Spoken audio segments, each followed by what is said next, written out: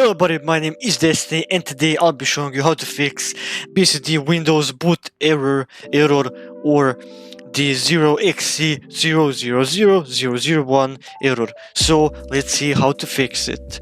Before we begin with the fixing method, first I'll be saying why that error happens. If you get a BCD error or you get a 0xc00001 error, it's because one of the main boot files got deleted. So let's see how to fix it. Fixing method will be divided into two methods or two ways. So the first way is by using Windows startup tools, and the other one is by using Windows media creation tools.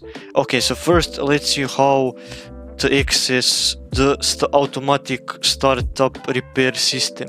So the main thing that you want to do is hold down the power button and turn it off. So as soon as you see the logo of your manufacturer, so as soon as your PC turns on, you see a logo of some sort, you want to hold down the power button for a couple of seconds until it completely shuts down. You want to repeat that process of booting and shutdowning manually for 3 to 4 times, and what that will do, that will automatically pull up the Windows startup fixing tools, and then you will get a menu that looks like this. Now you want to click the first option and see if that helps. If not, the second method that we will be looking into is the command prompt way. So for now, go to the command prompt and stay there. Now let's see the other methods. Windows media creation tools. So you want to go to any sort of a browser and type Windows media creation tool. Click the first option. Click Windows 10 or 11 if you have one, depending on your OS. And now this should download it. Download tool now. Select the location. I'll go desktop for now. Let's wait. Yes. Okay, now when this is done, run the program. Run the program. Yeah, wait until it loads. 2000 years later. 2000 years later. Okay, now when this loads, just click accept, because of course no one reads what's being stated here. It is what it is. But yeah, accept this, and yeah, now you want to go and create installation media. Next, select the preferred options regarding your OS, and yeah, if you previously had a 32-bit system, then select 32-bit. If not, go with the 64-bit, which is what most of you should have. Select the language, edition, next, and then go with the USB option. Although a note, you'll need at least a 8 GB USB drive to be able to perform this action. So if you want to install Windows media creation tools, you have to have a USB that's at least 8 GB. That has at least 8 GB. Click on next, then next, and then it should do the process by itself. And then when it's done, click OK, and yeah, that's done. Okay, now what we need to do is boot from the USB, so we can get the Windows repair tools section, and then from that point we will be using a command prompt to run some commands which should fix the issue. So let's see how to do that. So now we want to go and access the BIOS from where we will boot from the USB. What you want to do is go here, restart your PC, and as soon as you see your PC, as soon as you see a monitor to light up, start spamming F2 or delete key. And now I'll see you in the BIOS. So restart your PC, and now as soon as it's in this state, start spamming the F2 key.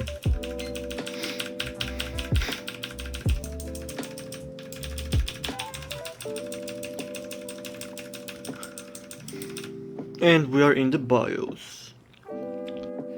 Okay, now when you're in the BIOS, so you should see something that looks like this, depending on your BIOS, of course, but for me it's like this. And now the main thing that you want to look at is the boot priority. So now I want to find the UEFI USB section or anything UEFI or USB related, and you want to like click on this and drag it on the first spot, and that will assure that it boots from that section first.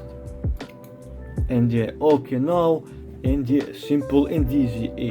Now I want to go save and exit, and now we will put into the USB, like the circle spinning, meaning it's loading. And now you should see something that looks like this. So now we are in the USB, but you might actually not get this. So if you're only getting a purple screen and you're not getting like this text and stuff, this window here, if you don't see it after a long time, then you want to go and press Shift F10.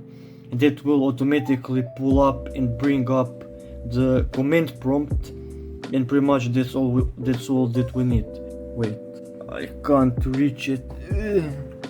So Shift F10, and now as you can see we pulled up command prompt, which is what we want. Or you can go repair your computer. You should get these options, go troubleshoot and command prompt. You should see the same thing, but if you don't see like the window thing, you just go directly into command prompt by pressing Shift F10. Okay, now when you're here, so these are the main commands that you can use to try and fix your problem, and surely some of this will solve your issue. Okay, so the first command that you want to try is bootrec/fix mbr. So that's like this first one. Then you want to go, okay, so this command actually fixed my issue, so yeah, try going with bootrec/nt60sys.